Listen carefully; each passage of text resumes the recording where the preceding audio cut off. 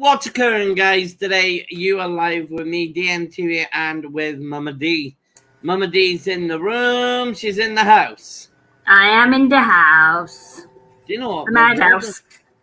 Do you know what? My wall doesn't look great. You can see a piece of paper being ripped. And that's because I had a poster there at one point, and it's gone. It caught the wall, so I got to redact. So I'm redacting at the moment. How you feeling, Mama D? I'm feeling good. How about you? Well, I'll tell you how I feel. I feel energetic, feel like I want to run a mile, but then I got an awesome guy in the background.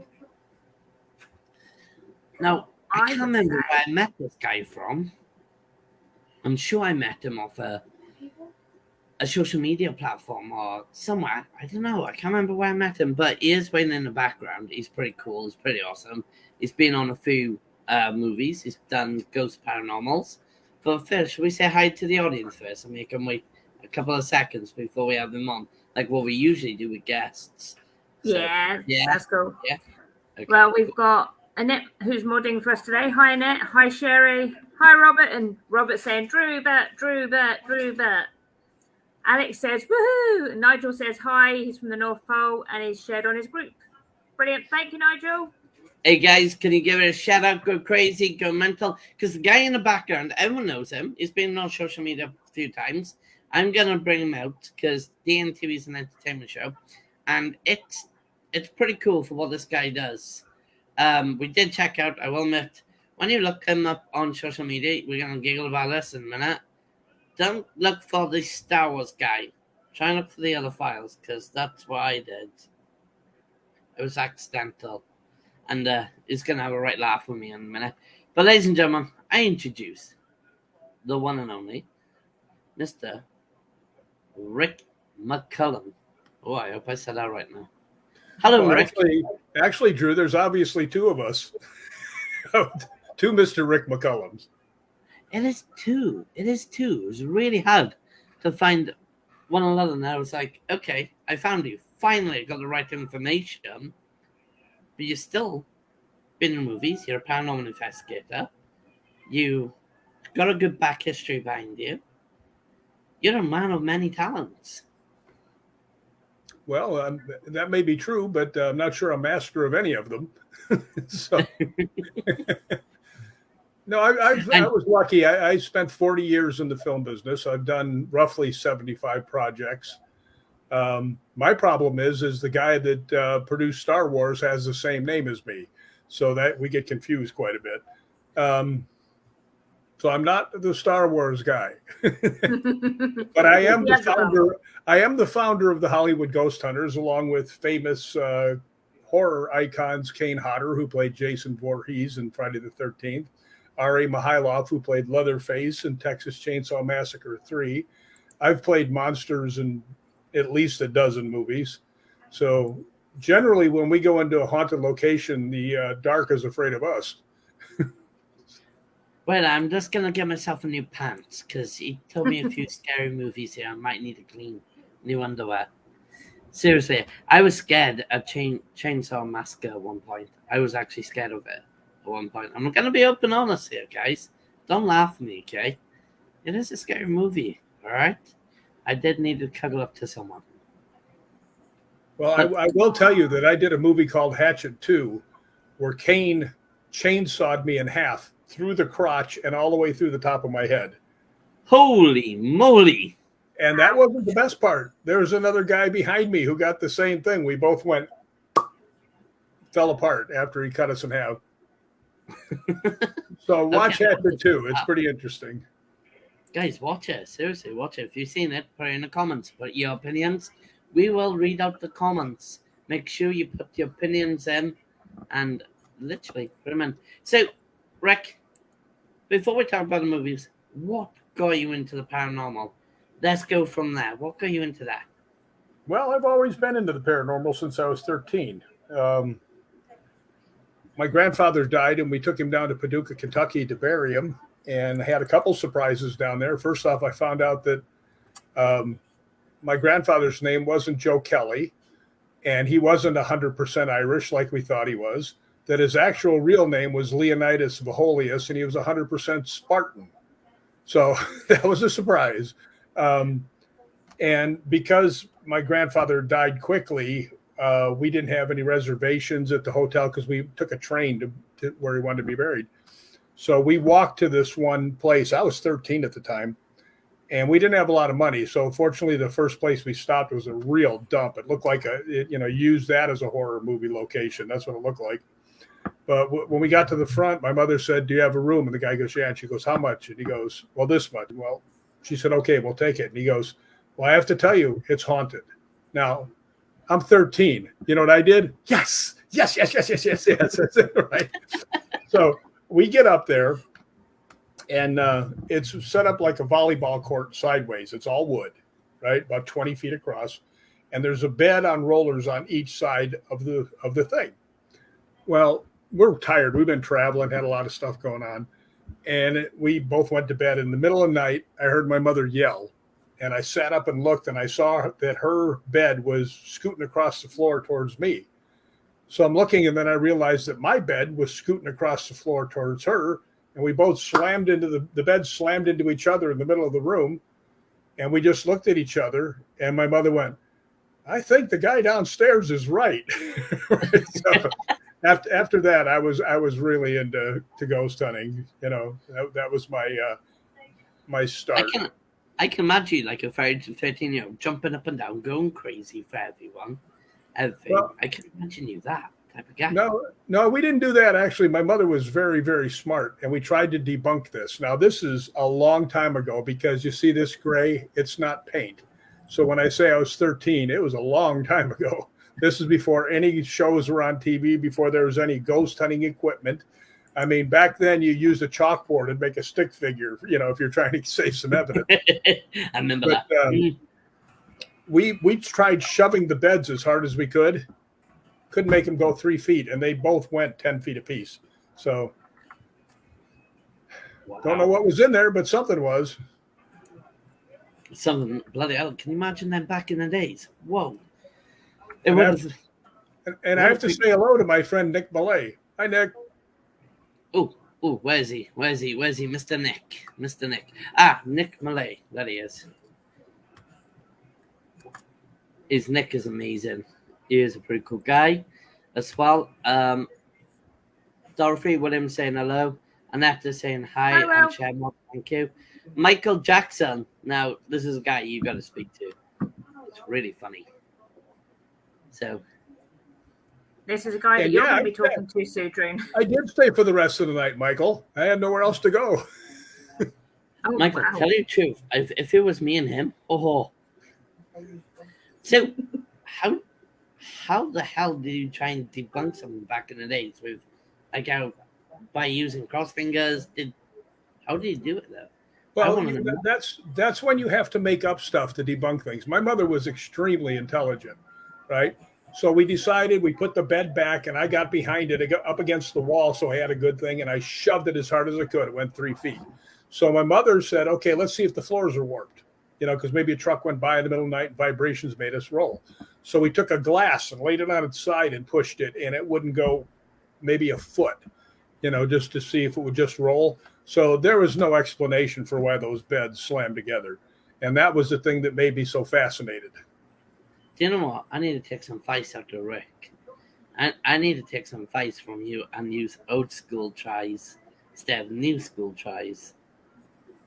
Well, back then we had to think up stuff. There wasn't anything you saw on TV that said, "Here, you can debunk this by using this equipment." We had no equipment back then. I really do agree, like the people from back then, the original paranormal investigators. Sorry, guys, it is originals out there because the back then didn't have many equipment, and I agree with Rick here.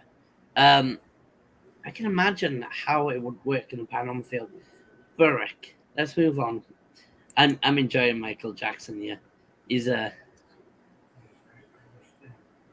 saying, "I'm glad you're still here." I'm sorry, my video keeps freezing. It makes two of us, Michael. I love his name though, Michael Jackson. Is that your real name or your stage name? I really got a funny feeling, Rick. I'm going to be straight out. It's his stage name. It's got like up and feel it. My stage name? There he is. Michael's. Okay, so Rick, now you come to the modern days. How do you prefer the modern days paranormal? Do you prefer the old or the modern days?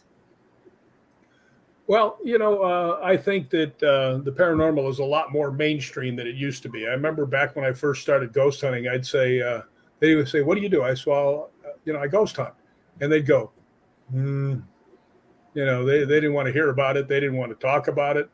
And now, because there's been so many TV shows about it, I've been on a lot of TV shows about it.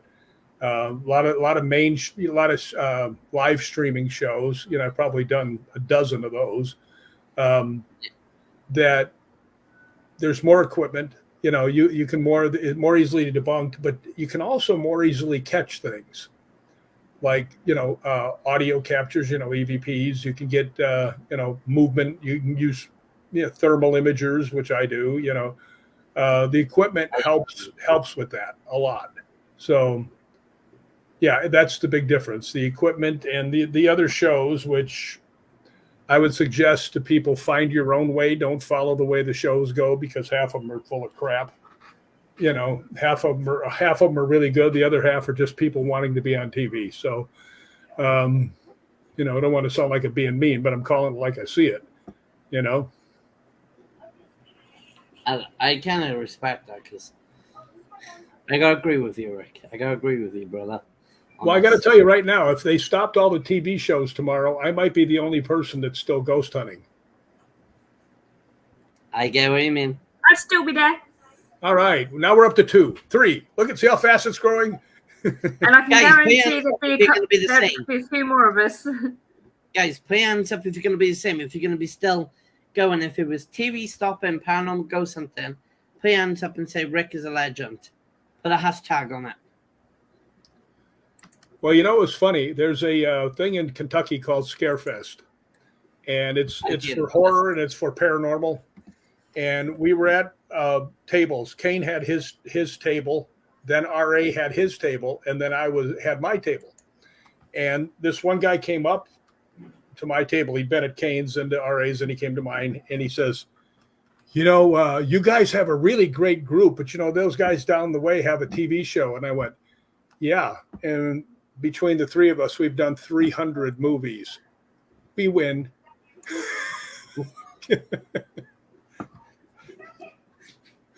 I like it when stuff like that happens. He just went, they giggled. Okay. Sorry, my ADHD is flickering, guys. Apologize then. I'm just trying to remember. I'm just going to quickly say bye to Michael, because he's got to shoot off, because he's got some people coming to his house. Sorry, see you, Michael. I do this quite a lot, Rick. I do apologize. Dorothy, if you've got any question for Rick, I don't want to hog up everything. So I know we were talking about paranormal, but what has been your favorite film that you've been in? Oh boy, I think my favorite film was Hatchet 2, the one I got chainsawed in, because I got to play a character for the entire movie. Usually, like I did a movie called Dark Wolf, which is a werewolf, and I played the Dark Wolf. So I was in that wolf suit every single day for like 12 to 14 hours.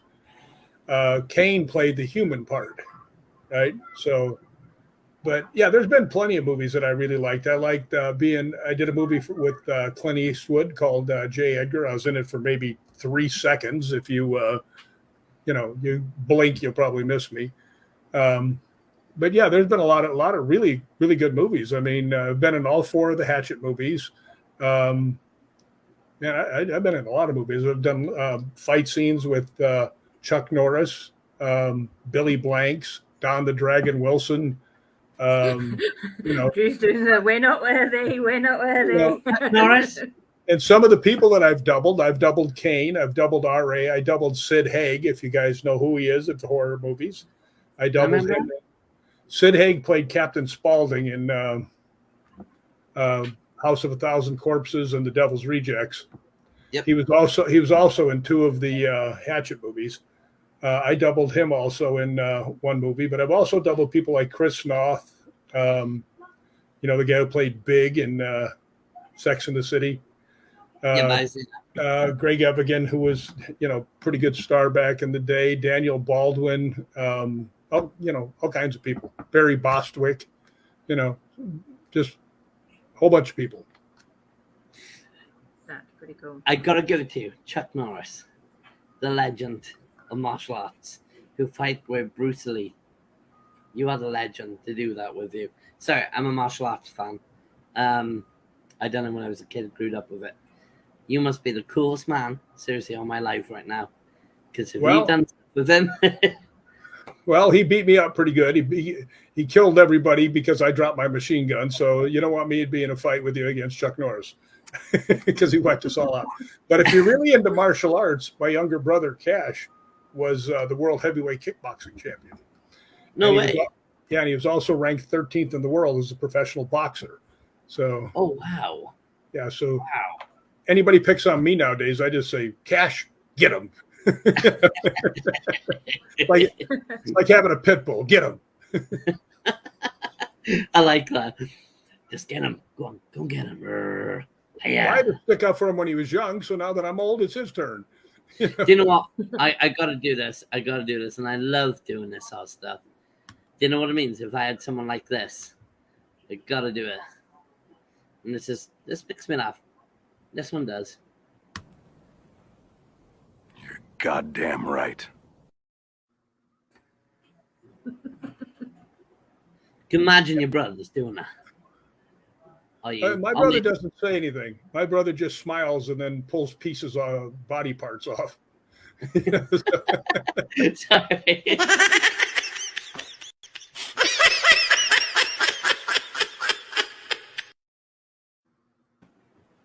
That was accidental. Sorry, apologizing. I was trying to get out of here and I was like, no. I was like, seriously, I don't mean to do that. That was bad. That was my bad. Sorry, Rick. You just like pressing your buttons, Drew. That's what it is. Shh. Don't tell everyone. Not even Rick. I haven't kept waffling, so you can't do the other one yet because I've been quiet. I'm being good. Yeah. I told a guy one time who was picking on me, and I said something to him. And he goes, "You're just trying to press my buttons." I said, "No, I'm just trying to find your mute button." I could do with a few of those sometimes. So okay, that's it. I gotta try and be good, Rick. I'm literally really hyper, and you know, I'm gonna get myself back into stage, guys. I'm trying to keep a conversation. It's really hard because I think this guy is amazing. Noni had some great stuff to do, but I've been talking with Rick a long time. Rick, which paranormal equipment do you prefer using a lot more since through the years? Which one do you? Actually, I'm kind of well known for using the K2 meter. I get some. And there's only one way to say is spectacular interaction. I mean, like full interaction, conversation, everything else. I have one where twice I'm sitting there and I'm asking a question. It goes all 5 lights and keeps going. And I say, go back to 1. And instantly it goes to 1, right? And it does it a couple times during the thing when I say, go back to 1, bang, it goes back. So, I mean, you know, you're interacting with something that's pretty cool. So I'm kind of well known for using the K2 meter. And the other thing that's really strange is I'm about half deaf, but I can hear things that other people don't hear. And it comes up all the time. I'll say, did you guys hear that? And I go, no. I said, I just heard this. And they'll play back the audio and I go, there it is. And I said, yeah, I wouldn't tell you I heard something when I didn't. You know, so that's it's pretty cool. It is pretty cool, especially using the K2 equipment. I find K2 equipment are pretty amazing. From my experience I had in the paranormal field, I like using the ones good. Have you ever done the one with the green and the red lights? Where it tells the temperature and then it tells like what the EMF meter's like. Yeah, that's the Mel meter. Yeah. Yeah. I have one, but I don't use it. I use the K2 meter because they're practically identical except for the temperature. And I can tell if it's hot or cold wherever I'm at, so I don't really need need that. Good piece of equipment, though. I mean, if you like it, it's a good piece of equipment. It really is. I have my difference. Like, I did choose, like, I wonder if you went through like the same lot in your year of experience. You did have like a lot of choices in life through, because you're like a what we call a paranormal veteran. That's what we call everyone who's been doing it for a long time. Well, let's see. As I've been doing this for 55 years, I guess I'd be a veteran. And I've been doing it more than most of the ghost shows, all the people on there combined. Did you ever met that in Lorraine Warren as well? No, never run into Lorraine at all. No. Oh, I think you should have, because you're like one of the legends. You're still one of the originals. As much as I would like to have run into Lorraine Warren, I would have rather have run into Farrah Fawcett. So we all have our dreams, We all go some sort of dreams, and it's nice. Yeah, it's nice. Now let's talk about Scotland. He really wants to go Scotland hat on. Okay.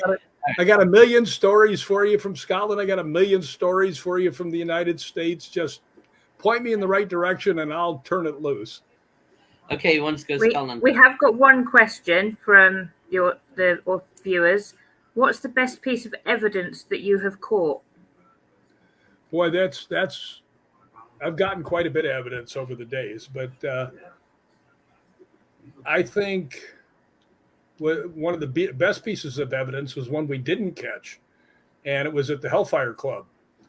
And the Scottish paranormal guys were using the Frank's box, which, Thomas Edison invented, and he called it telephone to the dead. I walked over to them. They weren't getting anything, and I said, do you mind if I try? And the reason I'd been invited to the Hellfire Club is because one of my relatives had been one of the original members of the Hellfire Club, a man named John Wilkes. So I went over and I started talking, and I said, hi, my name is Rick. I came from the United States to talk to my relative, John Wilkes. And it said a couple words that meant absolutely nothing, which that always happens. But then it went, relative, and everybody's eyes, went, what? And I said, yeah, I'm your relative. My name's Rick. Right? And I just wanted to say hi. And then it said a couple more words, and then it said, hi, Rick. And they went, what? Right? So then I asked it, I said, is it true that you let a baboon loose dressed up like Satan into the club? And it goes, baboon. So, I mean, that was amazing. But I do have lots of video that I've caught. I have a couple pieces of audio that are really cool. There's a place in Tombstone, Arizona. That's where they have the gunfight at the OK Corral and all that stuff. And the birdcage is where everybody hung out. Well, downstairs they have a poker room, and a bordello was right next to it. I mean, where you could reach out and touch the rooms the girls used. But they had the world's longest poker game in there. It was over 8 years, ran consecutively. It never stopped, because every time somebody got up to leave, somebody else sat down. So the place never closed for 8 years. Well, I was there ghost hunting with the owner, Billy, and I set up my night vision camera down on one of the railings down in the poker room, and then went upstairs to ghost hunt. But as I went upstairs, I stopped and I said, did you get killed down here? And I went up another step and I waited and I said, did you kill somebody down here? And I went upstairs. When Billy and I come back down, you hear us talking, and we stop near the camera, and you hear a voice very clearly go, I had to. Which has to be the answer. Did you kill somebody? Right? So I called up Billy after I heard it, and I was back there, and I called him up, and I said, Billy, I'm going to be coming to Tombstone. Can you get me in for a little bit? And he says, well, I can sneak you in for half an hour between the tours. So I went down there to see if I could get some more answers from that same voice, because he seemed like he liked to talk. And I got down there, and I said, I set up my camera, my voice recorder, and I said, I was here before, and I asked you if you'd killed anybody. You said I had to. So I just want to see if I get you to talk to me again. And within 38 seconds of the time I started, I got an answer. Because the next question I asked, I said, did you ever see anybody get killed down here? And it says very clearly, it says, yes. So Birdcage Theater has somebody that likes to talk down in the poker room if anybody happens to get there. Another one that I had at a place up in the Hollywood Hills, I had me and one of my guys and I had gone into this place, and I set the K2 meter down and the voice recorder and went over and sat on the futon because I was tired. We've been there all day walking around. And he picks up the K2 and he starts to walk in the bathroom. He says, I'm going to get a bass reading. And then all of a sudden, you know, when I'm listening back to the tape, he says, I'm going to get a bass reading, right? And then I heard it was very quiet. I'd never heard this. This is a weird story. I heard very clearly, no. So I was on the bridge at Roslyn Castle with some guys, ghost hunters from Anubis Paranormal in England. And this one guy, Gary Hughill, says, let me listen to your best EVP. So I played it for him. He goes, man, that's amazing. I said the no. And he goes, no, what it says right before it. And I went, what? I just never, right? He goes, listen real close. So I listened super close, and I could hear the cadence of something being said, but I couldn't tell what it was. So I called up my friends at Scottish Paranormal. I said, here's a clip. It's supposed to be something before it. See if you can, you know, pull it out, because they're really good with audio and video. And they sent it back to me, and you know what it says? You hear my guy say, I'm going to get a bass reading, and then it says, get back here, punk. And then it goes, no. Now, that's pretty freaking straightforward and to the point. Yeah, hell, definite. Yeah. Yeah, well, that was a good catch, man. And I didn't even know about it for like 3 years until Gary Hughill told me there's something there. Thanks, Gary. Wow. Can I say thank you to it? Scotland. Yes. Your Love favorite Scotland. bit. What are you doing in Scotland? Why are you there already? You should be asking me to come up. I'm not there yet. I'm actually still here in California. I don't go till July 2nd. I thought that was your window behind you. Well, that's just to make it so you don't look and see my dirty bedroom behind me. That's all. It's just a virtual background. Have you seen my bedroom? Yeah, I mean, if I took mine down, mine would look like what's behind Mama. You know, not saying your place is dirty. Just it would be just No, that belongs to a homeless person that was staying here for a little while. I've just stored their stuff ready for them to collect it. Now they've moved on. Well, I was casting no aspersions. I'm just saying it would look like fine. a regular bedroom background, and I don't like making my bed and all that stuff. It's a lot easier to put this up. Anyway, but Scotland, I love Scotland. This will be, I believe, my 7th time to go. I try to stay for a month every year. I go ghost hunting quite a bit with the Scottish Paranormal guys because I'm actually a honorary lifetime member with them. And we've done a lot of ghost hunts together. And I will say that they're as good a group as there is anywhere. They're very, very good at what they do. So I've been lucky to get into a lot of places where they got me into. Another friend of mine, Brian Harley from Premier Paranormal, had got me into a bunch of places. So I've been very lucky to see quite a few places I wouldn't have got to. So I love Scotland. I love the people. I mean, when you get there, you know, I grew up on the south side of Chicago where when you go to get the newspaper, you kind of hunch down so you don't get shot, you know. You come here, there's no litter, there's no graffiti, there's no billboards. I mean, the people are nice. All the history, there's ghost hunting to be had everywhere. Yes, this is where I'm supposed to be. Not to mention that I do have a Scottish background, by the way. Oh, let's hear it. Let's hear it straight away. Well, there's a famous family over there called the Malcolms. And the Malcolms and the McCullums are the same family. So we actually have a family castle called Duntroon, which is McCullum Castle. And there's been the person who started the tattoo, you know, the English, the military tattoo that they have every year was a relative of mine. Yeah. So there's a lot of background, a lot of history there with my family. So it's kind of cool. Have you ever been to a location called the Grant location? What was it called? The Grant, Grant. No, have not been there. No, it's in Scotland. It's actually a little town called the Grants, all the way up north in Scotland. That's where my family is actually from. And the castle we're going there. You should go there. It's got some major history behind it. I recommend it. I will get to a lot of those in my days. Matter of fact, this time I'm the ambassador for a tour, a 9-day tour that we're doing. And we're going to be going to a bunch of the castles, and we're going to stay in. We're actually going to sleep overnight in several of them. So really looking forward to that. The other times I'm just going to run around and do what I want. I've been known to go into abandoned castles in the middle of the night, just wander around for a couple hours. So I was going to say, would you really be sleeping though? What's that? Nick said he didn't know. Nick said he didn't know you used to live in Chicago. Is it dad? His dad did as well.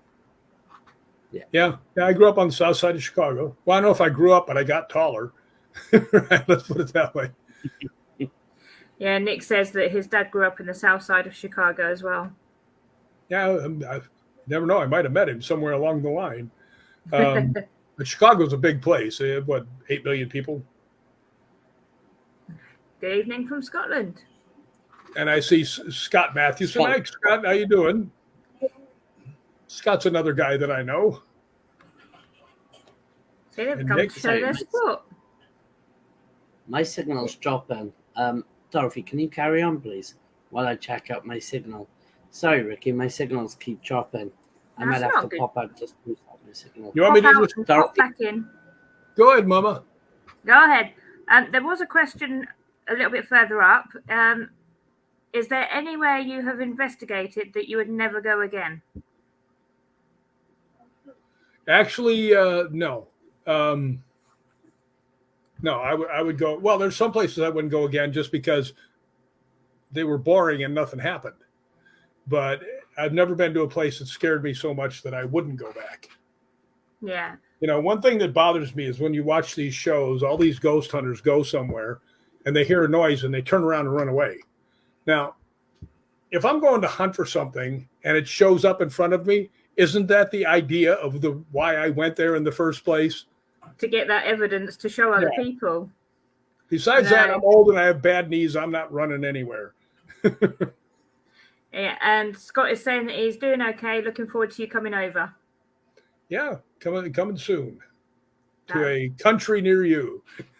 Yeah, well, no, I'm pretty much as far south as you can go. I'm down on the south coast, down near Portsmouth. And I agree with Annette Locke over there. I love Scotland. Some lovely places. Absolutely. Everywhere you go in Scotland is just amazing to me. I mean, I just really love it. I will tell you, there's a castle out there called Balgony Castle, which I've become friends with the Laird, and the Scottish Paranormal guys are pretty much the in-house ghost hunting group. And I've been lucky enough to hunt there many times. And I think it's like the classic Scottish small castle. It's big enough to be able to ghost hunt through it, and it's small enough that it's not like, Edinburgh Castle, Yeah. So I really like going there. The Laird is just awesome, So that is one of my favorite places. I mean, I did have it was really cool. A friend of mine was the manager at the Real Mary King's Close. If you guys are familiar with that. That is a place it goes downhill, and it's like part of a city that's from, I think, the 1600s, 1500s.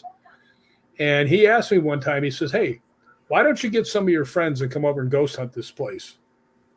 And I told him, I said, "Not for the prices you charge me, you dirty rat." And he goes, "I'd let you do it for free." And I said, you see how you are? Right.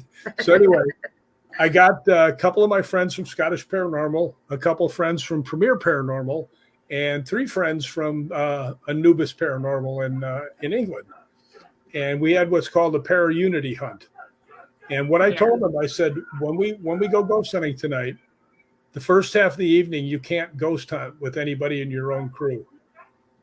So I wanted them all get mixed up, and we really had a great time. I mean, everybody got to meet everybody, so got to learn different techniques, how people did things. But the Scottish Paranormal guys have said, "Man, this thing just blew up." I mean, the amount of activity we were getting was just ridiculous. We were going up the long long ramp, that you go up and down to get in and out. And we're standing there, and there's a door off to the side of us, probably about 5 yards away. And we hear it start rattling, and you can see the doorknob moving. There's nobody else in the building. It was like, whoa. Another thing that happened, we were all standing down by Annie's room, where they have all the toys and stuff that people bring for the little girl Annie. Yeah. And I was there with one of the girls that was I think the assistant manager, and some of the girls from Anubis were standing there. And I start to hear something. And I don't want to tell anybody what I'm hearing. You never say, I hear this, do you hear it too? Right? You always ask them what they're hearing, because you don't want to suggest anything to anybody. So I'm sitting there and I see them start looking up and go like this. All of them. I was like, okay, they're hearing it too. So finally I said, ladies, are you hearing something? They all went, yeah. And I said, what are you hearing? And every one of them said the same thing. They said, a heartbeat. I said, I hear it too, and it's loud. So I asked the co-manager, and I said, could that be anything from up above us? And they said, no, we're so far down here you can't hear, if they blow off a nuclear weapon upstairs. So it was really strange, but I mean, it was definitely a heartbeat going boom, boom, boom, boom. And wow. It was loud enough for 4 of us to hear. So that was really interesting down there. I'd love to have been there for that. Yeah. So, I mean, there's been so many things that have happened to me, my ghost hunting days. That's the reason I wrote the book, because people keep saying, well, what happened here? What happened there? And I was actually on a show like this, and somebody said, congratulations on your book. I said, well, thanks. Because whenever you write a book, they always say, congratulations on your book, right? And the guy goes, well, that's quite an award. And I went, what? And he goes, your book won the Paranormal Award Show Book of the Year. I said, really?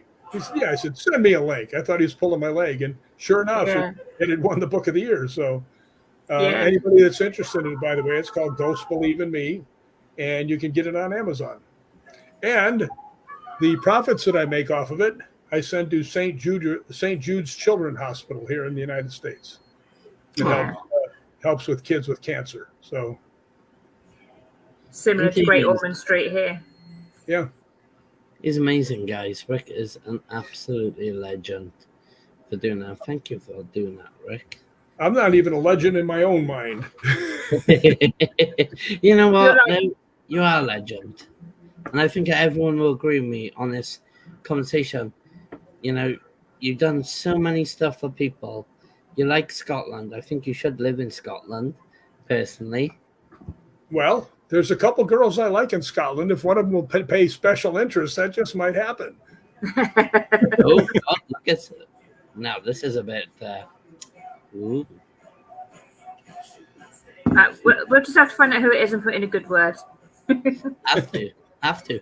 Well, whoever the girl is, you're missing your time. He's a good man, and I recommend you to give him a contact and see what happens. He's a handsome man. Well, thank you. I don't necessarily agree with that, but I mean, I had a girl tell me at the gym one time, she goes, you're a handsome guy. I said, really? Then why is it every time I go in a movie, they cover my face with foam? I'm always playing a monster, It's like, okay. I get it. Them costumes you must have put on must be really hot. No, you aren't kidding. The first day estimated was the first day I was in the werewolf costume for Dark Wolf. It was about 100 degrees out.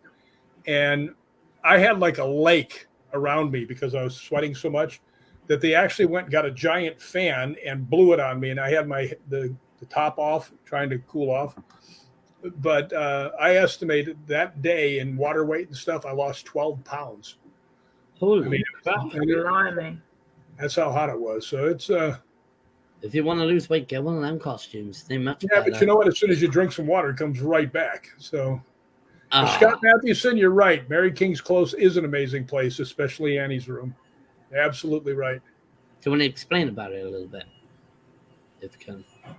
And that I have to go see the Edinburgh military tattoo because one of my relatives started it.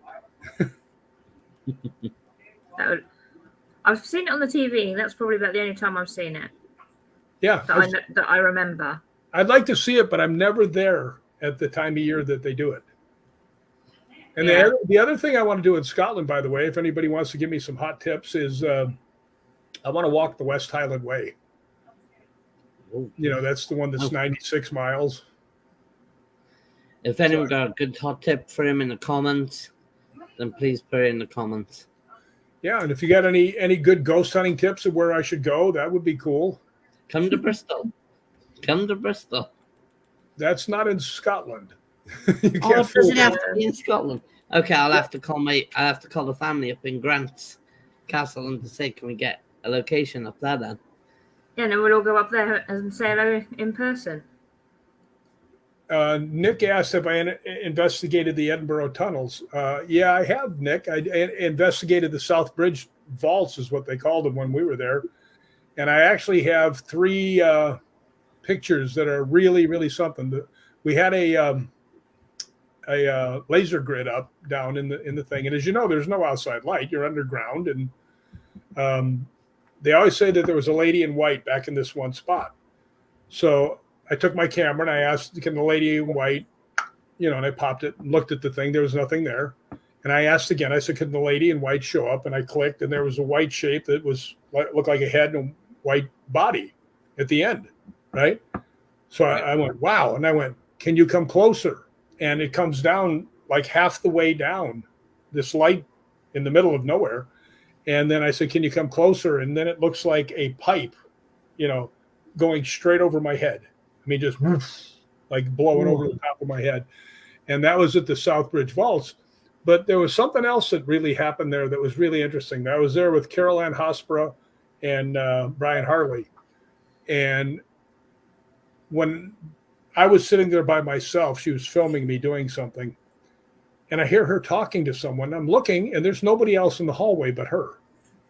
Right? So finally I looked up and I said, Carol Ann, who are you talking to? She goes, I'm talking to Brian. I said, there hasn't been anybody next to you the whole time you've been talking, because I was only 15 feet away and looking right at her, right? So a little while later, we went into a room and we were doing this thing, scrying, where you look in the mirror, try and see something. Well, I went first, so after I was done, I went outside and I sat down. Carol Ann came out and sat down, and we could hear Brian in there talking, right? It was pitch black in that room. We could hear Brian talking. He came out, and when he came out, he saw me, and he kind of jolted. And he goes, how long have you been out here? I said, I don't know, 5-10 minutes. He goes, I was just talking to you. I said, no, you weren't. Right? So that was 2 different times somebody was talking to somebody standing near them. They thought it was one of us. So that was really weird. I've never had that happen anywhere else. So, but I do hope to go to the vaults again this time when I get there. Is there anywhere you like to actually really investigate in Scotland? Is there anywhere you really, really want to go and to investigate?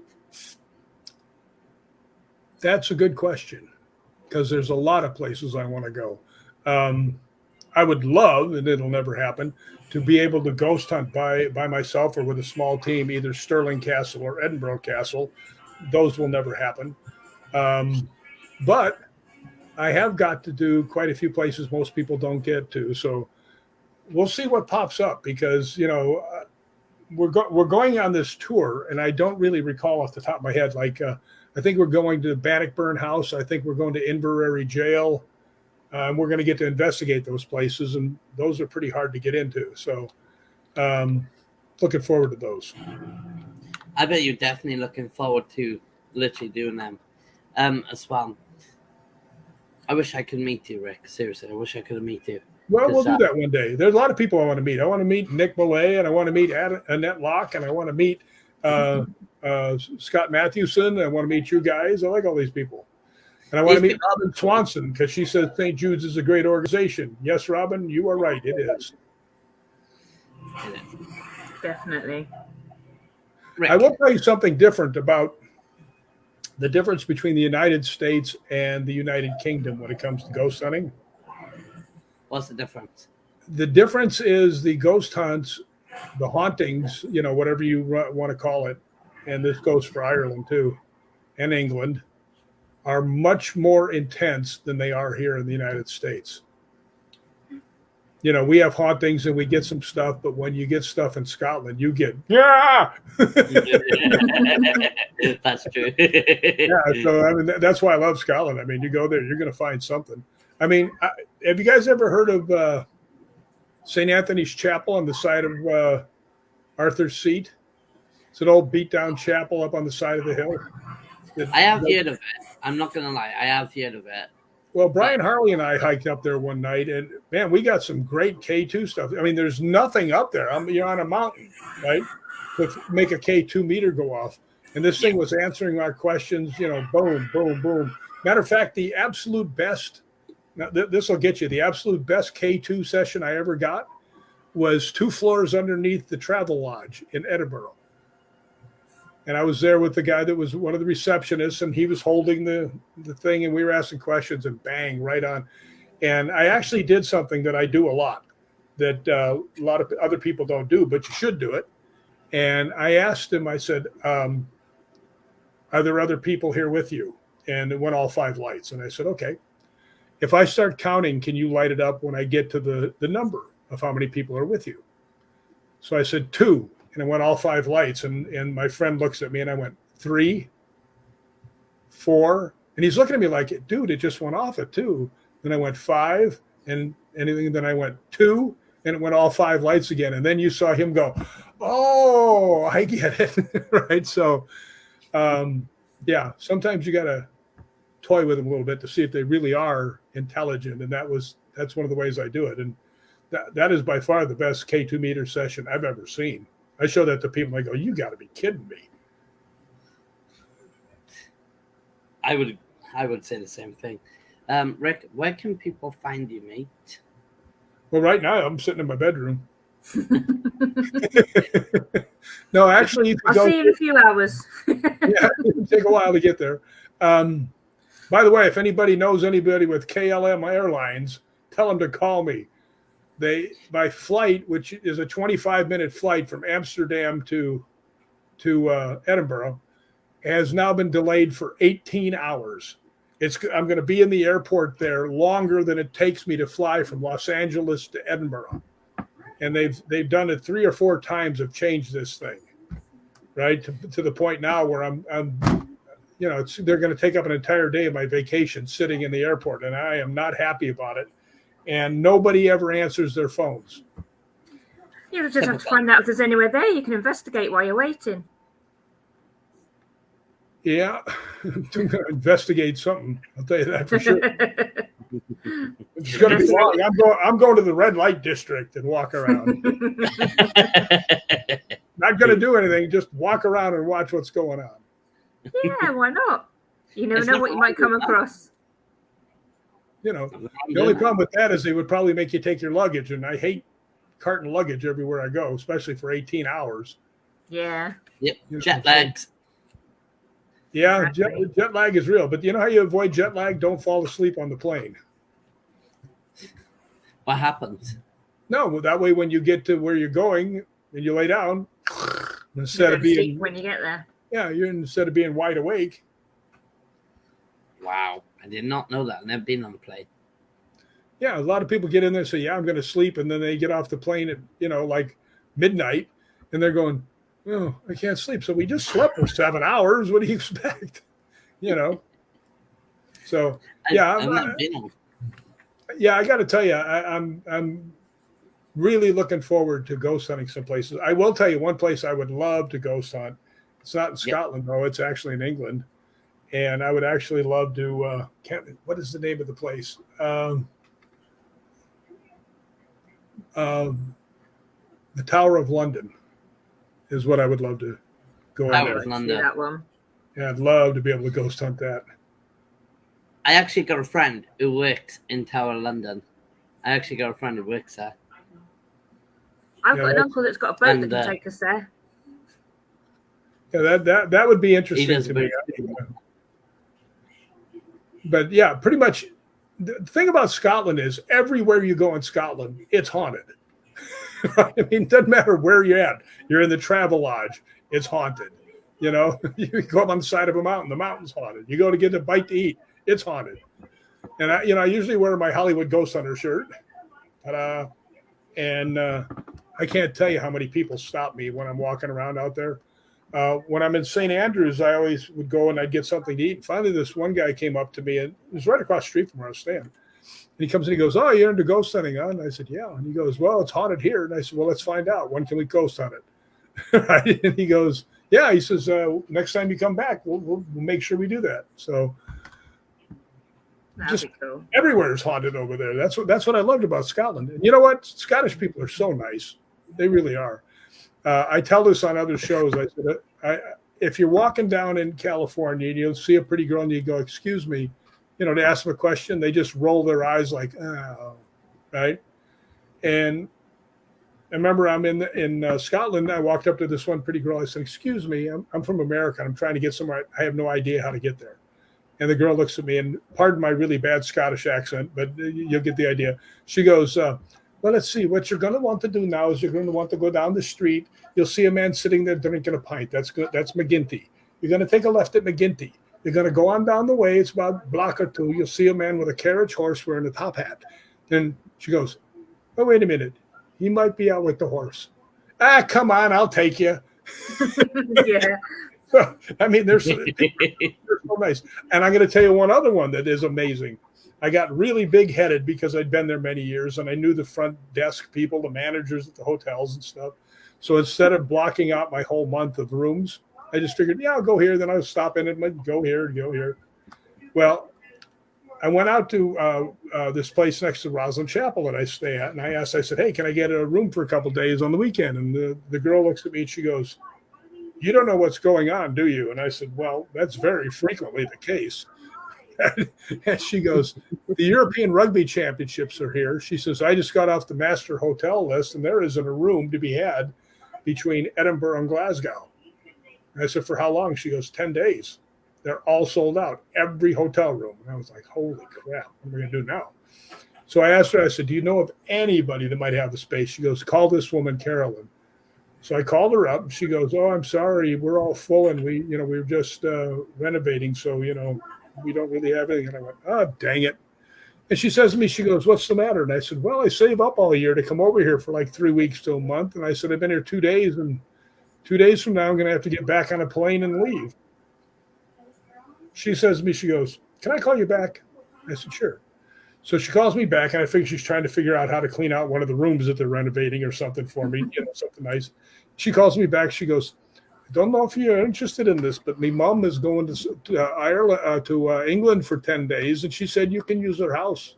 I went, "What?"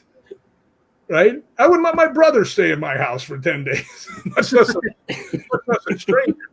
Right? And I said, "Well, really?" She goes, "Yeah." And I said, "Well, how much does she want?" She goes, "Oh, don't you dare offer her money. She'll get mad." And I went, "Wait a minute. You're going to let me stay in your mother's house for 10 days, not charge me? Why are you doing that?" And she goes, "Because you're a very nice person." I said, "How can you tell that?" She goes, "Because you're shocked that anybody would do this and you're trying to pay." So I got to stay in that house for 10 days. I got to tell you one thing. I mean, before I left, I scrubbed those floors so much you can practically see the basement right through them. They're so clean. But yeah, now they're really good friends of mine. I mean, the mom and the daughter. So that's what I'm saying. That's one of the reasons I really like Scotland. The people there are they're really kind people. It's one of those chance meetings, isn't it? Yeah. Well, the people I've met in England, I didn't really meet anybody from Ireland, but the people I've met in England were really nice too. Like Gary Hughill and Mandy Fellows and Eddie Fellows and, Gary Fields, I mean, we ghost hunted the Bolton Priory, and that place was just off the freaking charts. So, have you ever met anyone from Wales then? Or have you ever done any investigation? Well, I will tell you, one of the weirdest things that ever happened on a ghost hunt was that night with those guys. There was me, Gary Fields, who was driving his Beamer. Carol Ann Hosbrow was in the back seat, and Brian Harley was in the back seat. And we had just gotten done with the ghost hunt, and we were driving back. We were staying at Gary's house. And it's probably 2 a.m. We're driving along, and I'm sitting in the passenger side off this side, right? And all of a sudden, I hear Carol scream, and the car, he just jerks the wheel and goes flying to the left. And now there's no traffic in front of us, right? So I figured he fell asleep. So I reach over to grab the wheel, and I hear him say, "Not today, not today, prayers and light, prayers and light." And I was like, what the hell is going on, right? So he after he gets way off to the side, he gets like that again, and they're both going, "Whoa, that was so close. What the hell is going on?" Right? Because I'm 6'4". When I'm sitting in a Beamer, I can't see up above me because I'm like, it's up this way. Evidently, there was a young guy that had climbed out on the bridge, on the outside of the bridge, and as we were driving towards him, he was going to jump off in front of the car. And he actually had his hand, he was out on the outside of the bridge, and he leaned down and squatted to jump when they both saw him, and he swerved so that the kid wouldn't jump. And then the weirdest thing was the way the police react, because Gary calls up and he goes, "Yes, there's a jumper." And the lady says, "Oh, love, is that on bridge number 12? And he goes, "Yeah, it is." She goes, "Oh, well, thank you for calling us, darling. We've already gotten that, and the constables are on the way." And he goes, "Okay, thank you." And I was like, we don't, our cops don't call us love and darling. I was like, they were so kind on the phone. It was amazing. But they did get the guy off safely, because the other people that came back, they were about 15 minutes behind him. They saw the cops grab him and pull him back in. But if he had jumped, we were going probably 70 or 80 miles an hour. If he would have hit the car, he would have killed all of us. And that's from a guy who's a stunt coordinator and knows things like this. Yeah. Part of my job, So, That's yeah. not good. So Scotland and Ireland and everything else, there's some really interesting things have happened over there. It's why the book won the Paranormal Book of the Year with the stories that are in it. It's pretty cool. Actually, I'm in the middle of book number 2. So be prepared, people in Scotland. You may end up in my book from this tour. So That's awesome. That's amazing. Yeah. It's amazing. And you know what I'm really looking forward to? Just being able to go out and walk around down in Edinburgh and in Stirling. And, I spent a lot of time in Roslyn, little village there. Just that feels like home to me. I don't know why. I don't think any of my relatives have ever been there. But there's just something, the little hometown feeling. You walk down the street, everybody says, "Hi, Rick," because, you're like the only stranger that's been there for 10 years, so, so it's actually really cool. It is. I love it. All right, Rick, where can people find you, buddy? You can find me on Facebook under my name, Rick McCullum. Or you can also find me on Facebook under Ghosts Believe in Me. And you can also find me on Facebook under Hollywood Ghost Hunters. Trust me, make sure you don't get the Star Wars one. That's why I did. I accidentally messed up between the different. Yeah, don't get the Star Wars guy. That's not me. Although, it's really strange. They had a thing that went along with Comic-Con, which is a huge thing here in the United States. The LA Comic-Con is gigantic. They had a Star Wars challenge where you were supposed to make a short movie based on Star Wars, something about Star Wars. And my friend Adam Green, who wrote and directed all 4 of the Hatchet movies, asked if I would stunt coordinate a lightsaber fight scene between 2 girls. So I was down there and I was doing it, and I ended up playing the bartender in the background. And actually it won the best movie at Comic-Con in the Star Wars challenge. And it also won best action, which I was happy because I set the action up. But my friend even goes like this. He goes, "Yeah, it was so funny." He says, because I wasn't there when they showed it. He says, "It's so very funny." He says, when they were going through the credits, and then it said stunt coordinator Rick McCullum, and all the Star Wars people just started screaming because they thought it was him. But it wasn't. If only they would send me his residual checks instead of mine, I'd be a happy guy. I bet. You would. Rick, thank you for coming on the show, man. We're going over our time. Only a couple of seconds. Nothing wrong with that. Anytime. It's a big honor. Would you ever come back on DNTV? Be 100% honest on live hair. We did a crap job. We do apologize. And Drew, find me a place to ghost hunt in Bristol. Let me know. I'll definitely get you signed up for that because we got one of the most haunted ships in the UK. It's the HMS SS Great Britannia. Yeah, And so- most haunted, and some big people went there, and paranormal teams, even small teams went there. And I would love to fight you to that one. Because it's got some great hotel locations in Bristol. Bristol is a legend story behind it. It's got actually a giant mountain up in Clifton. They actually got a giant cave where they found original bones in the stones of a giant. Oh. So we even got a lot of stories, and we got the suicide bridge, sadly to say. Well, that's really cool. So you other guys back there, Scott Mathewson, Nick Millay, you other bunch of bums, find me a place to ghost hunt with you. Come on. Anybody else on there, Annette or anybody on there that knows a good place, just shoot me a message on Facebook. I'll definitely make sure. Okay, ladies and gentlemen, thank you, Rick, for coming on the show. It's a great pleasure. It's a great honor. Bye, guys. Thanks for having me. Thank you. Seriously. All right, bye, guys. All right, see you later, Rick. Thank you. Can I put you in the backstage so I can catch up after? Yeah, catch up after. Yep, he's gone. See you shortly. Anyway, ladies and gentlemen, what a great show. What amazing show. Rick McCullen was on this show. He was on here tonight on DNTV. What amazing support from all of you.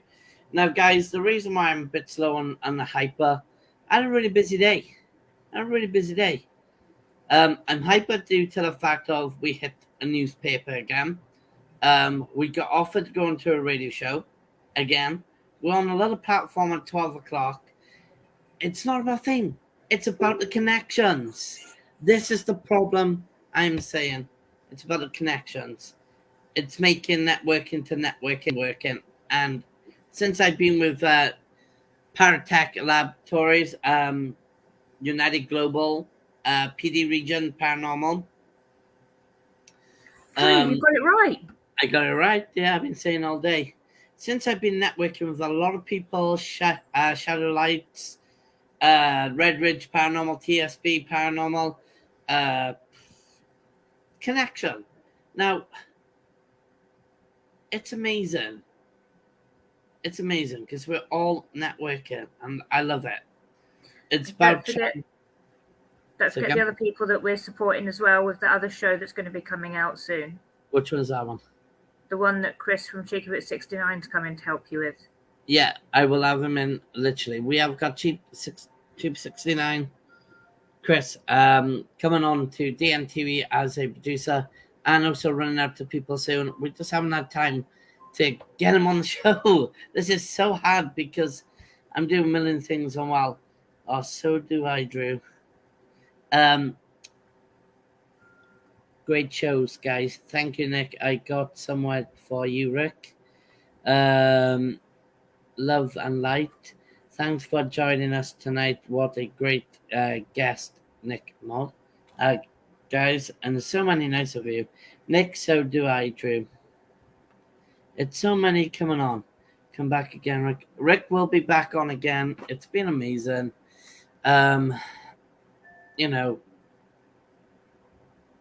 It's pretty cool what's going on. It's pretty cool. And I find that being straight out, it's worth listening to others. But I'm going to put it completely out there so everyone can understand me. And I think Nick will agree, or a lot of people agree with me. Being ADHD is hard for me sometimes to concentrate. I have to ask twice or maybe more. And I get a lot of people judgmenting me. And Dorothy's seen it with her own eyes. My team sees it with their own eyes. Please, just bear with me. And if I'm not understanding or not sticking in the conversation, ADHD is actually a mental health. And it states in medical records. And sometimes I do get problems speaking or doing something. That's not my fault. And That's being respectful out there. I find it really hard sometimes, especially I get days where I'm really hyper and out of control. I have to try and relax or speak to my wife or try and speak to someone, and it's really hard. But DMTV's come so far, and we got some great people behind us. Yep. What did Nick say? Nick is saying it certainly is, and I truly agree, Drew. So when people says, "Oh, that show or this show," and you find my show, and then you take a mic, or someone takes a mic, you gotta think, what type of problems this person's got? Well, it's got someone with ADHD who sometimes struggles. That's why I gotta have someone on by the side of me, or that's why I gotta have someone to help me, because sometimes it affects. And Dorothy has got her own son with ADHD, and I do want to make an ADHD awareness out there. I've been saying it for a long time. It's time to make an ADHD awareness out there. If you want to get involved, ADHD to autism, then give me a message. I've got G Team. One of G Team's team members is going to get involved with us, and we're going to make sure we get an ADHD awareness out there. I think, if a lot of people can listen and then understand it. Do you agree, Dorothy? Definitely. Someone like me or someone like someone different, it's such a frustrating moment because you think he's not paying attention, but you are.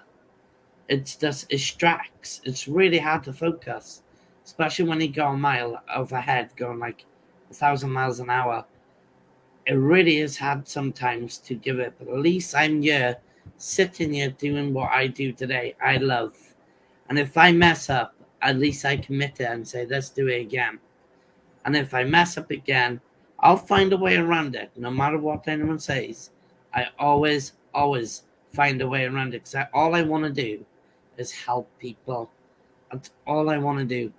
And I think my voice is being heard loud and clear now. It's been doing my head in for days. I had a moment with my wife, and I thought I was messing up my lives. I looked back on some of my lives and I said, I don't know why, but the best thing I can ever say is what's that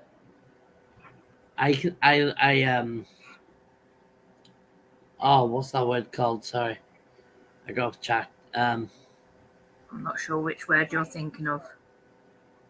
Everyone doesn't want me to change.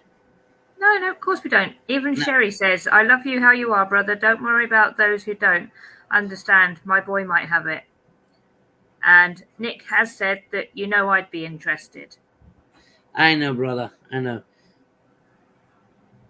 Because there's so many people out there that do struggle with different mental health things, not just ADHD. No, it is. Yeah. So, but you're here showing other people that just because you've got ADHD, it hasn't stopped you from going out and getting your dreams.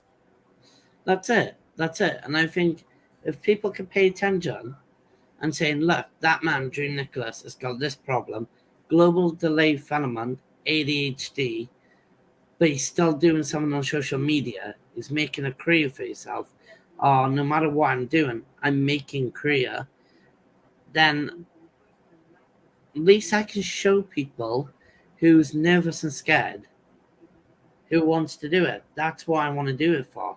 I want to be known for someone who's got learning problems or ADHD, autism, or area down that line. It shows them we can do it. Exactly. And I'm not playing my vantage card. I am making it very clear. I want to help the people who struggles to do a live and think they're ugly or think they're disrespecting or whatever. But if you can learn them like I learned the hard way. If we can be that person to get that stepping stone once, we can really, really help them and support them. And that's why I love being about Parafam, Paratech Laboratories, PB. Oh, I said it earlier. You got it right earlier. Yeah. So you can't do it twice in one show. Parafam Studio, Global. It's a meaning. Redridge. You know, it's all a meaning to me. If I could be that guy and help others, I want to be that guy. Yeah, Nick's saying that he struggles with his autism every day, but I haven't let it stop me from doing what I love. Sherry says, and Sherry said that she has mental health issues, but I get a lot of respect for me being like this. Doesn't mean that we can't do things. We're just a bit different. And in all fairness, if we were all exactly the same, it would be a pretty boring world. Yeah, that's true. That's true. It would be a pretty boring world. Annette also says, you're a beacon to show what can be done. Angel says, I'd be happy for the change. That change would be for you to wear the hat again. Love the hat. And Nick says, well said. Yeah, we haven't seen your hat for a while, Drew. No, I'll wear it soon again. I promise. It will be coming back out. Anyway, we've definitely overrun our time now, Drew. Yeah. Guys, just make sure, support everyone else. And make sure you mention their pages and get crazy, And if you see someone with mental health issues or disabilities, don't sit there and take a mick or don't let anyone do it. Jump in there and give them a hand.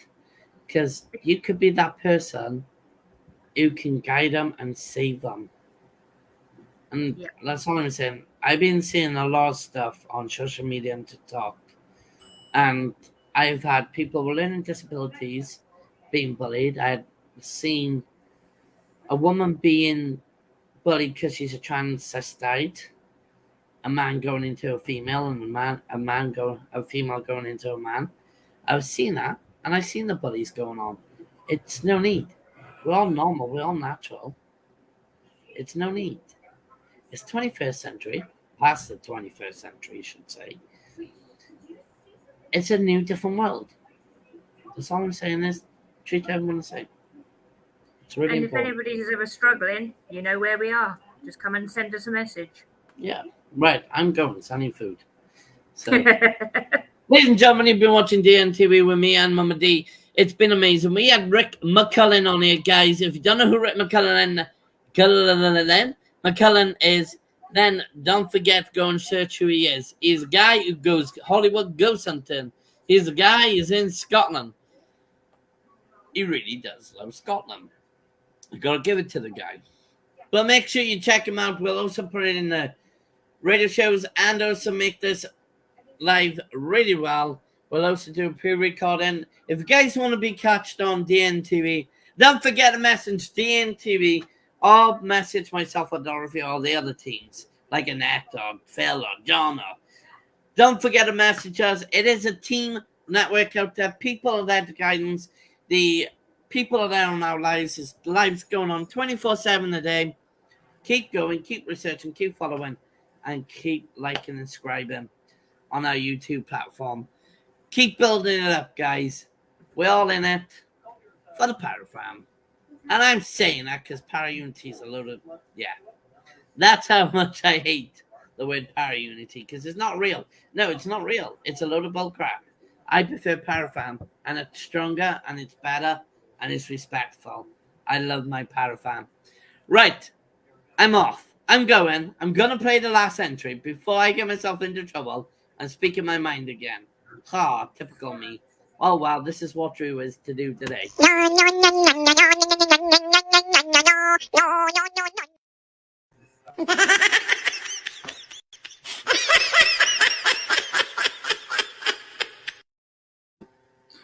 And do you know what I say about this whole...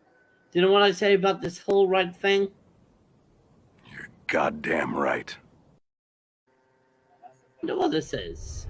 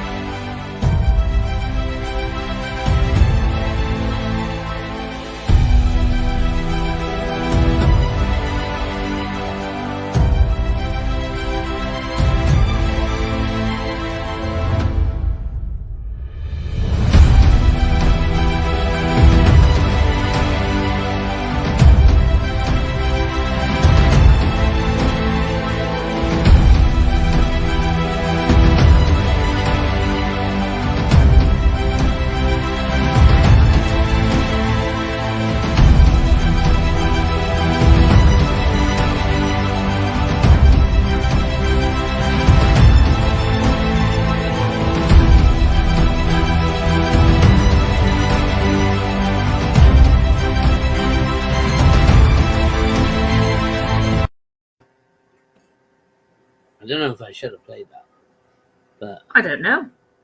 I never got told. Probably get a message. Oh Well, if you weren't supposed to, you'll find out soon. yeah. Oh well. Watch Good this night. space. Good night.